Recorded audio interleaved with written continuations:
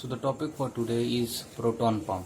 Okay, so today we will be discussing the F type of proton pump. For this we have taken the example of E. coli mitochondrial ATP synthesis.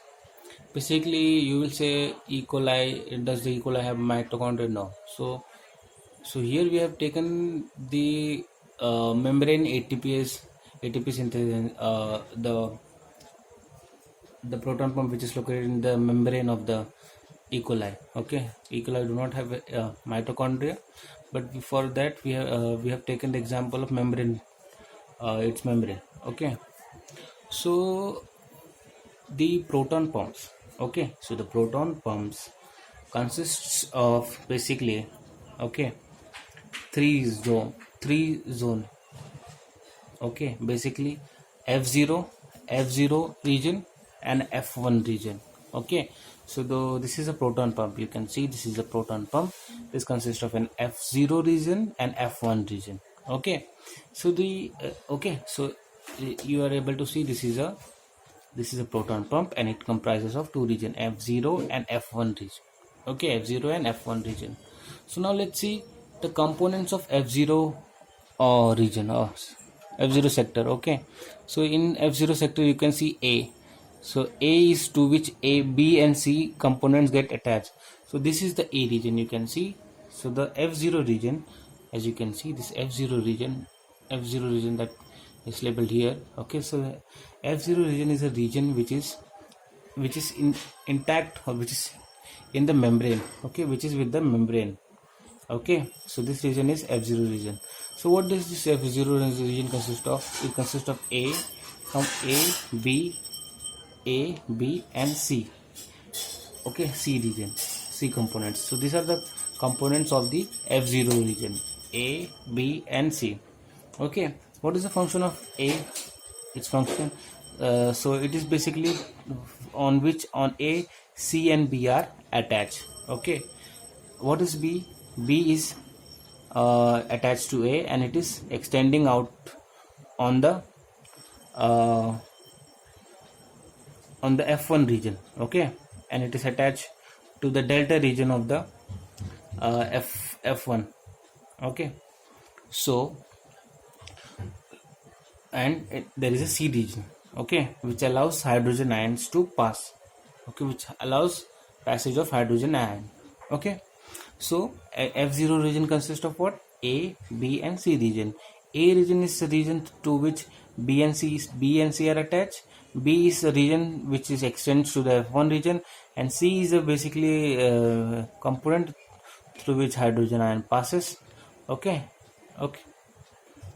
so this is what is F0 component. So now we will study F1 component, or the F1 sector. So now let's study the components of F1 sector. So the F1 sector consists of three alpha component. So there are three alpha component and three beta component.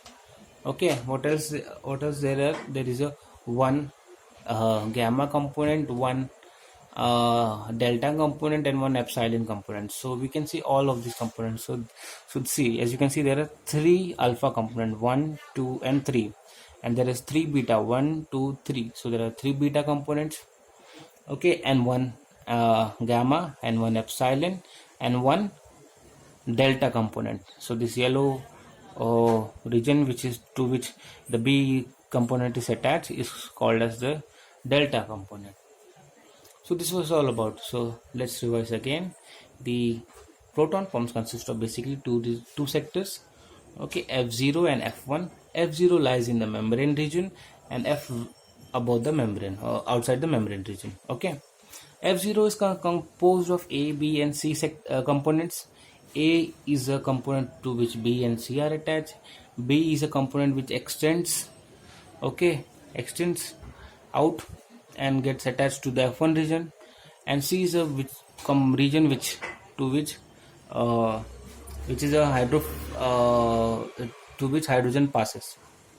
Okay, and F1 consists of basically alpha components, beta components, gamma, epsilon and delta components. Okay, so now let's see the functioning of the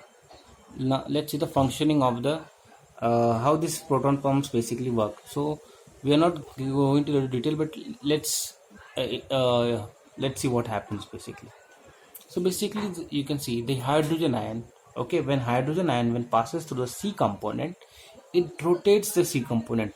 As you can see, it rotates the C component. Okay, so initial step is hydrogen ion passes through the C component, which is leading to the rotation of C component. Now if C component rotates, then the gamma component will also rotate because it is attached to the C component. But so if gamma component will rotate, the alpha, this whole F0, this also be, this whole region will also rotate, because this gamma is in the central region. Okay, it is extending out in the central, and it is located in the central, and it is all this alpha beta components are attached to it. So hydrogen passes to the C component, and C to which C component rotates. If C component rotates, then the gamma component also rotates, and if the gamma component rotates, this all components will also rotate. So this rotation leads to this rotation leads to, okay, conversion of ADP plus IP into ATP.